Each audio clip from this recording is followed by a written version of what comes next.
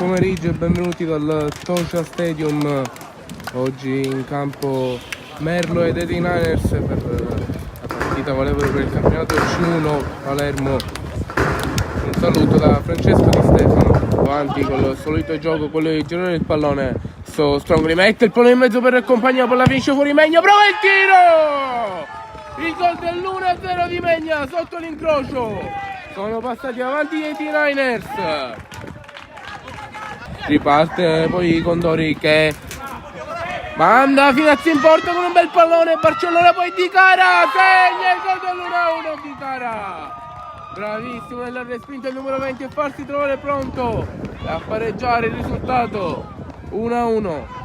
È ritornato tutto in parità in casa del Merlo. Pennino. Palla per Grammatica che sta andando da solo davanti alla porta. Segna il gol del 2-1. Grammatica. Sono passati di nuovo in vantaggio gli 89ers.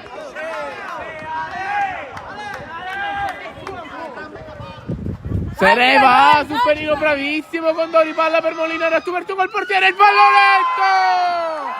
Che gol ha fatto Molinaro! Grandissimo pallonetto al numero 30 che porta il risultato in parità.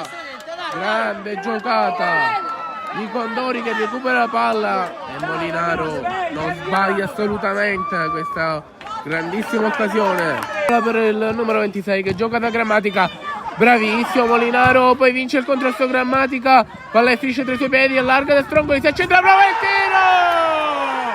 Subito il gol del nuovo vantaggio degli 89ers. Sembra stregato questa partita, una volta trovata la parità gli 89ers passano sempre in vantaggio. Tormina ancora una volta, protagonista il portiere del Merlo con le mani, palla per la Spisa, Bongiovanni col tacco per Finazzo! Il gol del numero 5, ancora parità del Merlo. Non è assolutamente finita qui la partita. Il Merlo non si arrende, ritrova ancora la parità. Molinaro gioca per Condori, se ne va Condori, ha coperto con Barcellona. Condori, finta sul portiere. Condori trova il gol del 4-3. Ubriaca Barcellona e mette il pallone in porta. Grande Condori. Per Pennino, Strongoli, Pennino, prova il tiro! Il gol del 4-4 degli 89ers! Non è finita la partita! Parità! Bravissimo il capitano degli 89ers! No, palla adesso gli 89ers con sempre il capitano Grammatica. Palla per il compagno, a seconda palla!